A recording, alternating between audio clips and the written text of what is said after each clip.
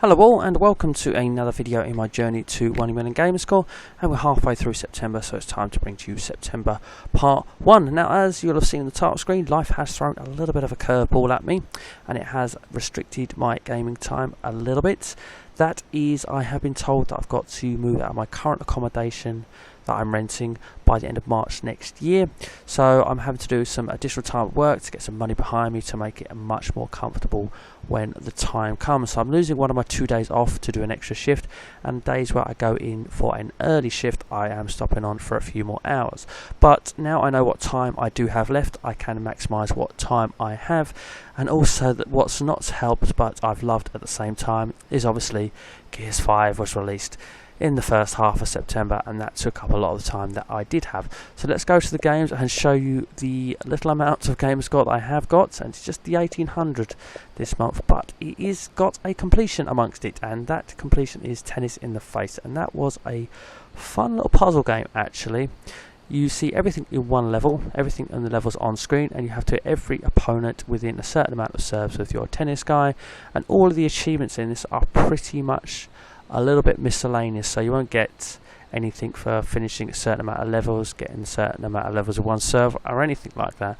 They are all a little bit miscellaneous, but as you'll see as I pop into it, none of them are actually rare, so it's not difficult at all. It's just a little bit time consuming.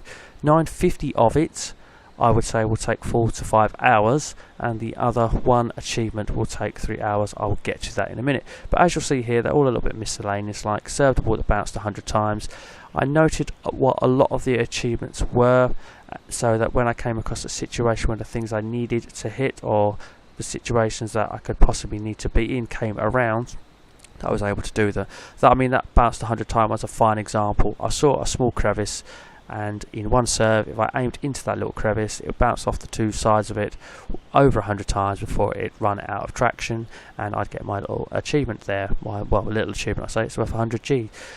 The only two that I did use guides for, individual guides for, are these two here, 10 times Defeater and Explodes Junkie. Funnily enough, I had the right level, I just didn't have the right solution to get the achievement out of the level, despite being able to beat the level as well. So I used the achievement that achievement landed for that single achievement alone. They've done a few of these single achievements on here, so you'll be able to look those up. They're all fantastic, so good work to you again, Achievement Land. If you're into achievements, by the way, and you're not following them or subscribed to them on YouTube, you need to be. They are really good. And the other one that I used was their 10 tons Defeater. Now, even using the guide, this is not easy to pull off, say, first time after watching it, but their solution is fantastic. There's basically about 9 enemies on screen that are the devs' faces basically on these characters, as opposed to the characters that you've been coming across frequently across the game. And I think you've only got 7 balls to do it in, but it's less balls than there are opponents anyway.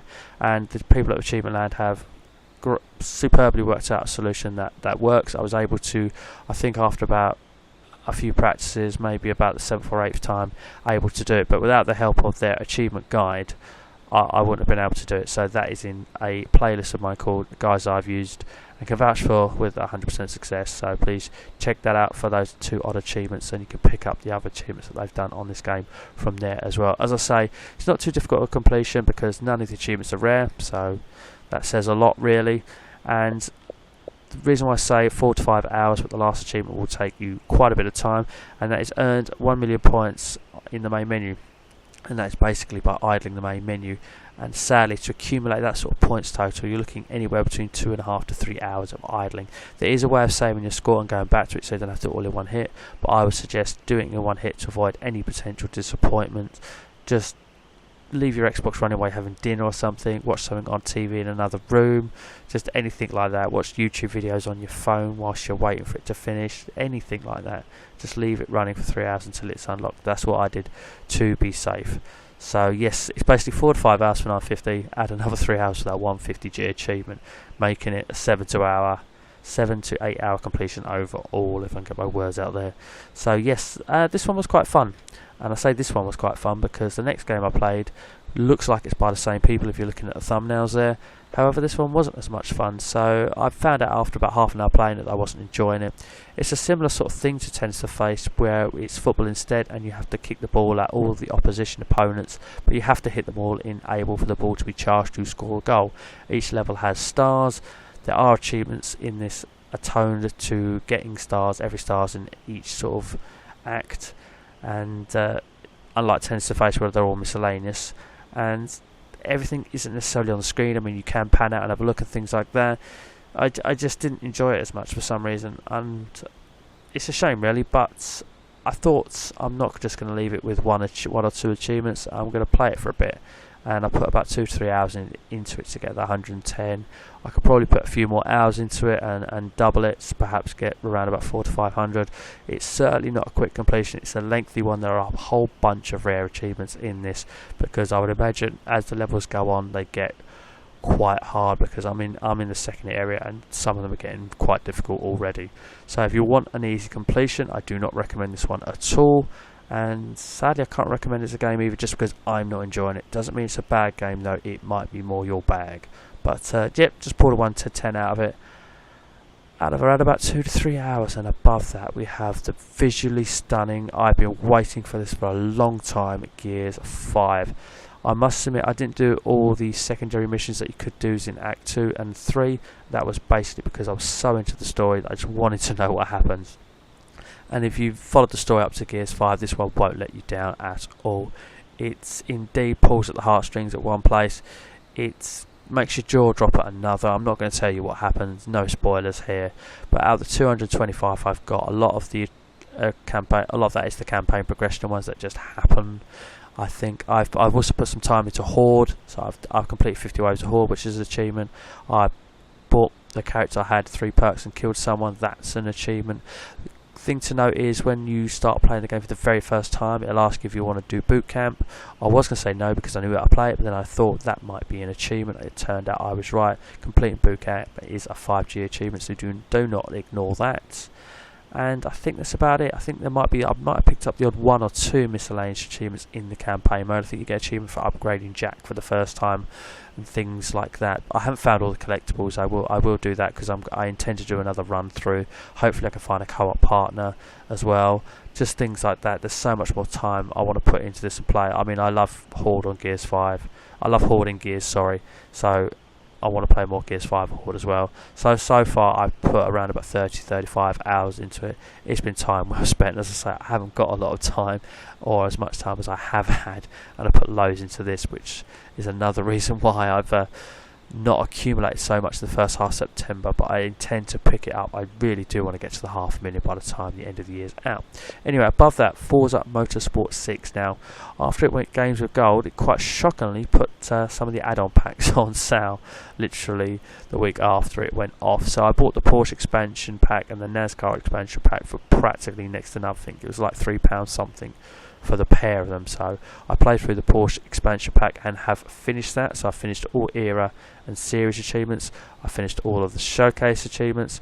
I picked up 2 random 5G achievements, one for looking at a certain car in the Forza Vista, all parts of it basically, and equipping a Porsche badge as well. After I got my first one, I just equipped it quickly. That was a 5G achievement. I think this game was sitting on 455 by the way before I took on the 2 packs. I played a little bit of the NASCAR one. The NASCAR one, all the cars have the same spec, so it's just a case of picking a name you like really, or a car you like to look at. However, each brand has an achievement for driving for it in 50 miles. So as soon as you achieve 50 miles in one brand, just back out to the main menu where you can change your car and get in another one and start working on the next one. It's achievement for 5 rolling starts. That will happen naturally. I haven't got an achievement for doing 5 quick stop races, but I'm guessing that will happen naturally because I still have loads of series and eras to finish in that. So I hope to have the Forza Motorsport NASCAR side of things finished by the time I do the next video. In fact, it's probably the first game I'm going to play for a little bit after I finish recording this video.